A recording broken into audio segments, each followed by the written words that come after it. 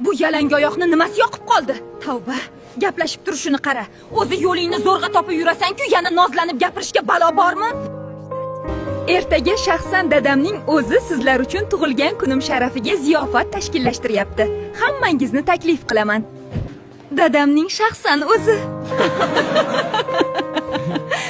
Qo'ysang-chi, shuncha ish turgandami? Xursand bo'lma, bazmda sendaqalar uchun joy yo'q.